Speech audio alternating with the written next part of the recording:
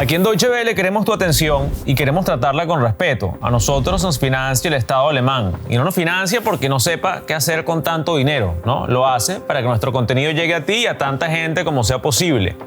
Y no estamos solos, competimos por tu atención con muchos otros medios. Unos trabajan con integridad periodística y otros no. En este episodio veremos el caso extremo de Rusia. No solo tienen medios de comunicación dedicados a confundir y polarizar, tienen muchas otras estrategias. En un momento te lo contarán personas que saben del tema. Pero primero les digo algo antes de que empiecen a insultarme en los comentarios porque DW también es propaganda y porque yo digo esto, porque me pagan o qué sé yo. Así como es cierto que tu atención es vital para nosotros, sin ella probablemente cancelarían este programa, también es cierto que trabajamos con la mayor honestidad y transparencia posibles. Cada episodio de estos, de cómo te afecta, lo crean muchos periodistas, incluyendo periodistas senior con mucha más experiencia que yo, que atienden a la veracidad de cada detalle. Sabemos que no tenemos la verdad absoluta, porque nadie la tiene, y que cometemos muchos errores, pero hacemos un esfuerzo responsable por alejarnos y alejarte a ti de la mentira y la confusión. Te invitamos a comprobar por tu cuenta la calidad y veracidad de nuestro trabajo. Estamos financiados con dinero público, definitivamente, pero de un Estado democrático que se rige por valores como la pluralidad política, la libertad de prensa y expresión y los derechos humanos. Somos independientes del gobierno de turno. De hecho, informamos de manera crítica sobre los mandatarios, sean del partido que sean. Te puedo decir que no todos los medios trabajan de esta manera. Algunos no son más que propaganda pura y dura. No hacen sino desinformar, polarizar, desestabilizar. Los hay que, como nosotros, son también medios estatales, pero que representan estados autoritarios y que consideramos que tienen como objetivo la confusión premeditada. Por eso queremos ver en detalle el caso de Rusia. Es uno de los países que más intenta confundirte con información falsa y narrativas alternativas que frecuentemente no son sino propaganda. Y no te lo voy a decir yo con mi camiseta de DW puesta, te lo dirán expertos de primera gama. Pero primero, hablemos un momento sobre el complejo panorama geopolítico sobre el que los medios tienen que informar actualmente.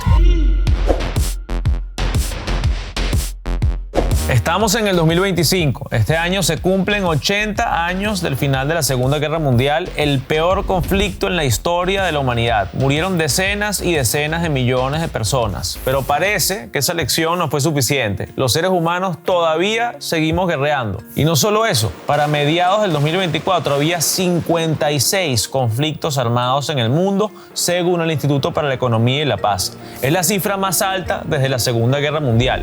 Hay uno que nos interesa particularmente en este episodio, la guerra entre Rusia y Ucrania. Ya han muerto alrededor de 1 millón de soldados desde que arrancó la invasión rusa en febrero del 2022, según el Wall Street Journal. A ese número aterrador, súmenle los civiles que han muerto, casi todos ucranianos. Según la Oficina de Derechos Humanos de las Naciones Unidas, en los primeros días del conflicto, la cifra de civiles asesinados llegó a 64. Un año después ya eran 8.006 y un año después de eso eran 10.582. Estas son solo estimaciones, es difícil conocer las cifras exactas. ¿Por qué el Kremlin decidió invadir? Bueno, el presidente ruso, Vladimir Putin, dice que Ucrania quería unirse a la OTAN y eso pone en peligro a Rusia. Y además que en el país gobernaban nazis que estaban cometiendo un genocidio en el este de su territorio. Todo esto sin presentar pruebas o presentando pruebas bastante dudosas y respondiendo con una invasión militar a decisiones de un país soberano. Creo que es cierto que Occidente ha transgredido los límites que Rusia ha puesto a modo de defensa nacional. Ha atravesado la línea roja que era Ucrania. Del otro lado, los países occidentales, entre ellos Estados Unidos y Alemania, sostienen que Rusia ha vuelto a desatar una guerra en Europa después de décadas solo por ambiciones imperialistas, para recuperar la vieja gloria de la Unión de Repúblicas Socialistas Soviéticas, que fue el estado más grande del mundo y segunda potencia mundial y gran rival de Estados Unidos en la época de la Guerra Fría. Sostienen, en general, que una invasión no se justificaba. No existen razones justificadas para una invasión a territorio soberano. Las razones que llevaron a la guerra, las culpas de un lado y de otro y demás, son todos temas muy polémicos, Lo que se puede decir, sin entrar en controversia, es que esta es una guerra de posicionamiento en el orden mundial.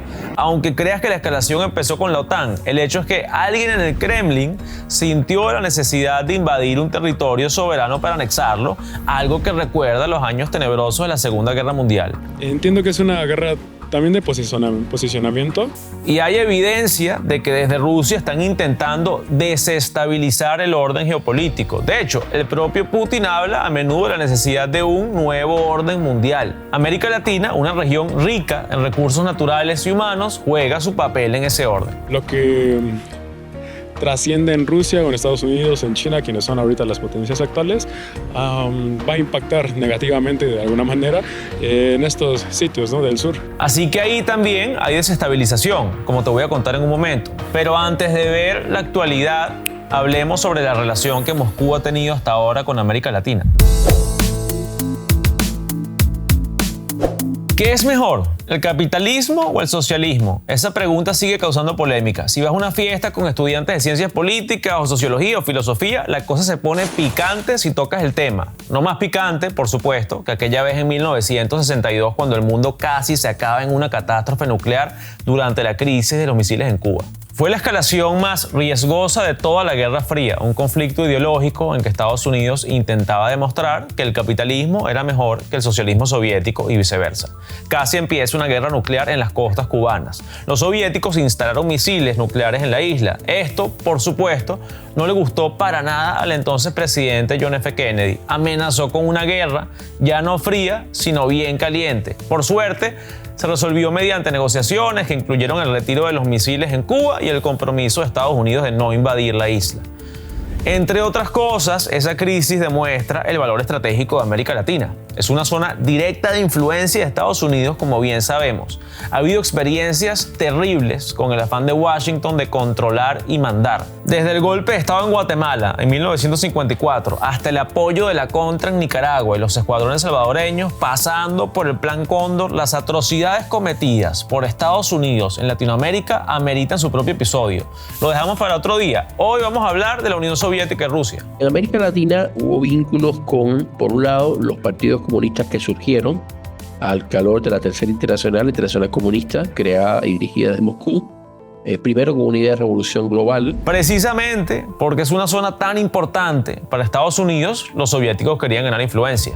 Hubo partidos comunistas en México, en Argentina, en Cuba, muy temprano, ya desde los años 20. En los años 50, el interés de la Unión Soviética por América Latina era moderado, pero eso cambió en el 59 cuando ganaron una lotería geopolítica con la Revolución Cubana. Con Fidel Castro, a pesar de que al principio no se identificaba como comunista, Moscú ganó un peón en el patio trasero de Estados Unidos. Cuba está apenas a 144 kilómetros del punto más al sur de Estados Unidos, en la Florida, en Cayo Hueso. Empezó entonces el largo romance cubano-soviético. Fue una alianza muy estrecha en lo político, lo económico, lo militar, y que creó también vínculos culturales que han dejado huella en Cuba. Muchos cubanos recuerdan, por ejemplo, con nostalgia, los dibujos animados soviéticos de su niñez en la tele, a los que les llamaban los muñequitos rusos o simplemente los muñequitos. Fue una larga historia de amor. Interrumpida del 59 hasta el 91, que desaparece la Unión Soviética. Al desaparecer la Unión Soviética en los 90, desapareció también el interés ruso por Latinoamérica. Rusia estaba sumida en sus propios problemas, su crisis económica y su debilidad estatal, hasta que apareció un nuevo hombre fuerte en la escena. Vamos a ver. En los años 2000, sobre todo a partir de 2008, Rusia empezó a intentar recuperar influencia en América Latina. Ya la tensión con Occidente, Estados Unidos y las potencias europeas iba en aumento. Hay un fenómeno que hemos podido llamar la cooperación autocrática o autoritaria, que es que, por ejemplo, ¿qué pasa con un ejemplo con Venezuela y Rusia? Cuando Venezuela y Rusia se asocian, se alían, esto fue un mercado a partir del año 2003, 2004 y sobre todo 2006, con grandes ventas de armamento, con las visitas, muchas visitas de Chávez a Moscú y después Putin a América Latina, menos su canciller, etc. La anexión de Crimea en 2014 siguió impulsando esa necesidad de Moscú de ganar nuevos aliados mundiales para reforzar la narrativa del Kremlin de que Rusia se enfrenta a un mundo hegemónico controlado por Estados Unidos y sus aliados y que estos quieren perjudicar a Rusia. Y también que históricamente cargan con parte de la pobreza que vemos en lo que antes se llamaba Tercer Mundo y ahora el Sur Global. Esto, por cierto, es una realidad. Obviamente, las potencias europeas han tenido un papel nefasto en la colonización de América Latina, así como en África. Y en la historia hay suficientes datos y acontecimientos para demostrar que Estados Unidos ha cometido muchos atropellos, como ya mencioné. En esta disputa geopolítica e ideológica, ¿cuáles son los aliados principales de Rusia en América Latina? Los países que tienen los regímenes políticos, los gobiernos que tienen alianzas más estrechas, que además se demuestran en el ámbito diplomático, por ejemplo, en el apoyo a las posiciones de Rusia, son Cuba, Nicaragua, Venezuela y en menor medida Bolivia y Honduras, por ejemplo. Son aliados que le dan presencia en la región y aumentan su influencia global. Dos rubros en los que el Kremlin tiene influencia son la economía y la política latinoamericanas. Empecemos con la economía. Otro elemento importante es la presencia económica. Insisto, no es comparable ni con Estados Unidos ni con China, pero en ciertos sectores como energía atómica. La dependencia económica de los países latinoamericanos de Rusia es bastante baja en general. Según cifras recogidas por colegas en DW, en 2022 apenas el 0,86% de las importaciones latinoamericanas provinieron de Rusia y el 0,34% de las exportaciones latinoamericanas iban a Rusia. Estos son los países que más exportan a Rusia. Ecuador con un 2,8% de sus exportaciones, Uruguay con un 0,7%, Argentina con un 0,6%, Brasil también con 0,6% y Chile con 0,4%. Un campo en el que América Latina depende de Rusia es en la importación de fertilizantes. La venta, por ejemplo, de fertilizantes, que es muy importante en países agroexportadores, Brasil, etc. La venta sobre todo de commodities, fertilizantes. Uno de los socios más grandes de Rusia es Brasil, la economía más grande de América Latina. La relación está intensificándose. Según datos publicados por la Asociación de Comercio Exterior de Brasil, entre 2022 y 2023 el comercio entre ambos países creció un 80%, justo tras el comienzo de la guerra en Ucrania. Rusia es el quinto proveedor exterior de Brasil. Pero los rusos no solo venden fertilizante y compran plátanos en Latinoamérica. Varios países latinoamericanos compran armas rusas. Desde el 2007 lo han hecho sobre todo Argentina, Brasil, Bolivia, El Salvador, Paraguay y Perú. Además de la económica, los rusos también tienen influencia política en países latinoamericanos. Los países más cercanos a nivel político son Cuba, Nicaragua y Venezuela, tres países con regímenes autoritarios. Y los dos primeros con buenas relaciones con Moscú desde la época de la Unión Soviética, como veíamos antes. Además de esos regímenes autoritarios, el Kremlin también tiene un interés particular en Brasil porque es miembro de peso en el Club de los BRICS.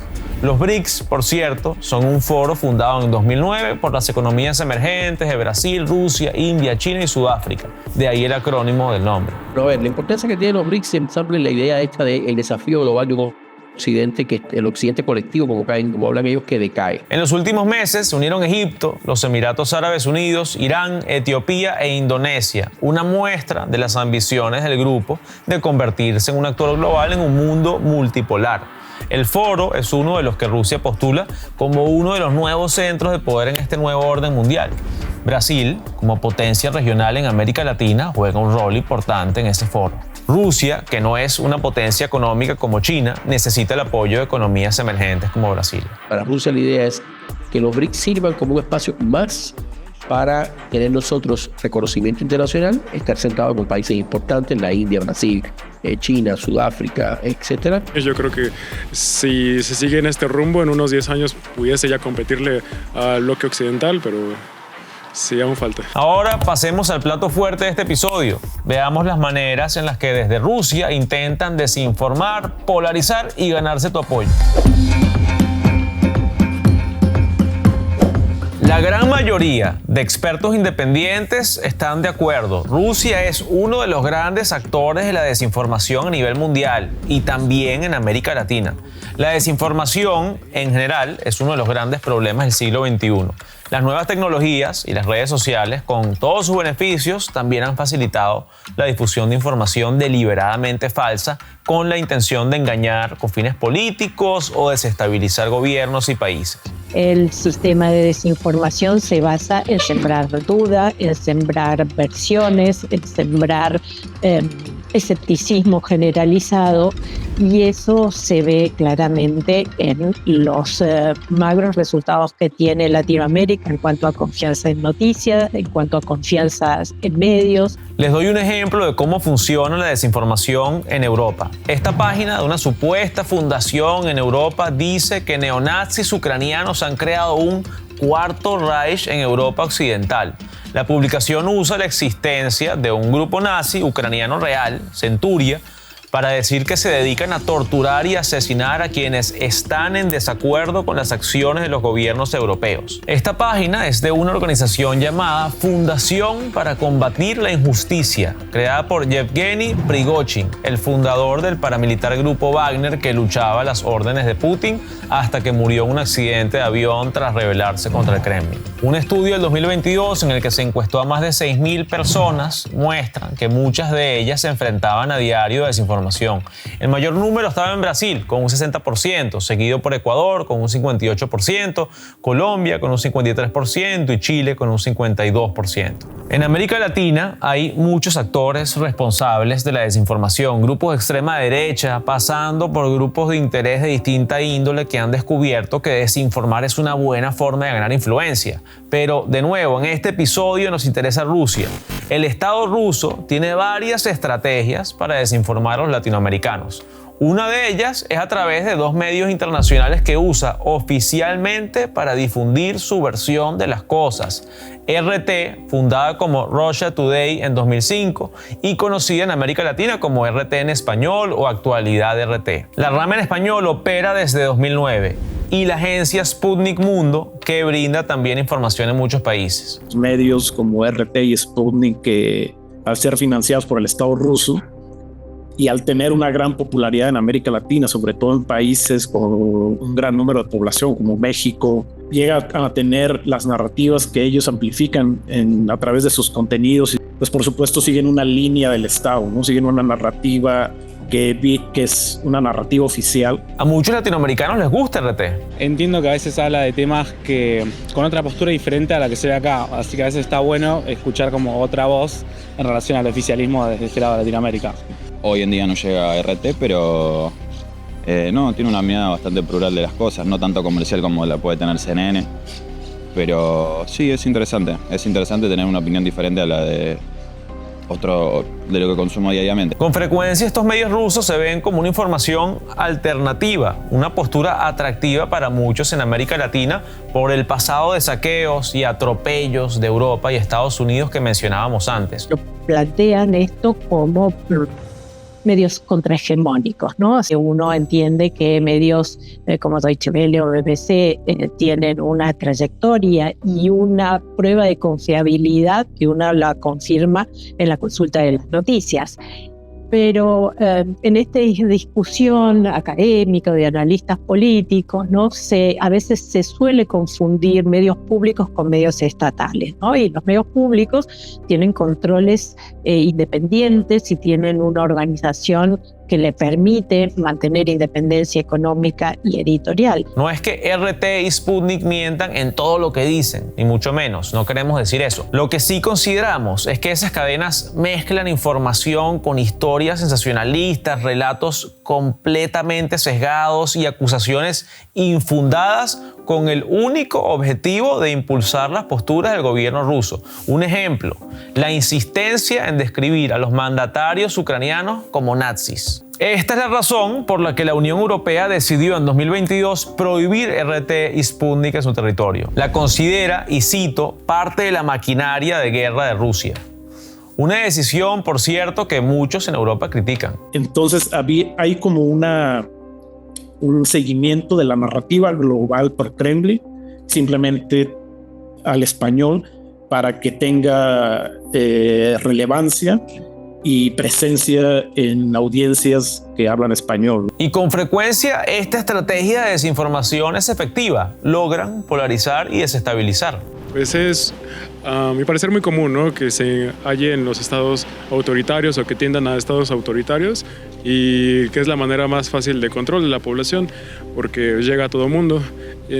A veces es el principal medio de comunicación. Estos medios propagandísticos han tenido más presencia en unos países que en otros. De hecho, los medios rusos, especialmente RT, han tenido un acuerdo avalado por el entonces gobierno de Cristina Fernández, en donde tenía difusión directa, y pasó también como aquellos proyectos de televisoras estatales como Telesur, ¿no? La relación entre Rusia y Argentina ha cambiado últimamente. En este momento, con la actual presidencia argentina, creo que la relación con Rusia está un poco más fría que con anteriores presidentes.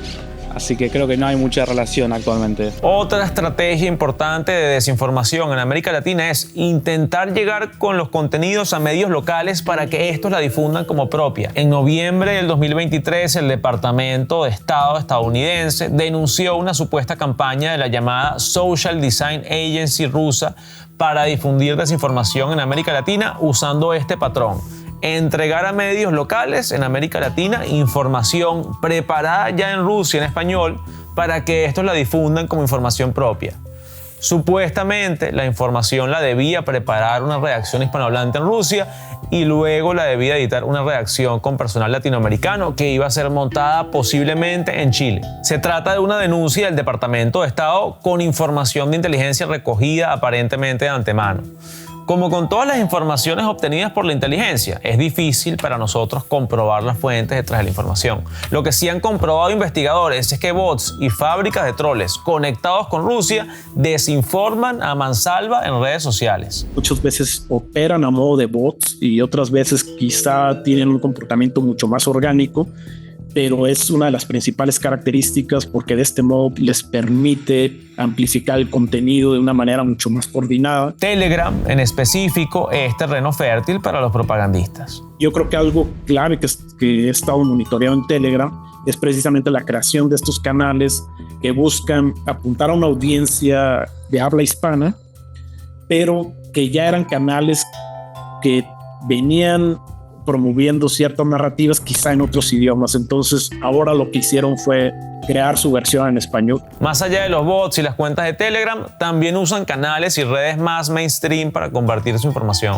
¿El RT? ¿Ese es ruso? Ese es el único. Lo conozco por Twitter, por ejemplo, por las redes sociales, por YouTube. Otra estrategia del Kremlin en redes es usar las cuentas de las embajadas rusas en países latinoamericanos. Pero sus principales amplificadores llegan a ser las propias embajadas del Estado ruso en América Latina.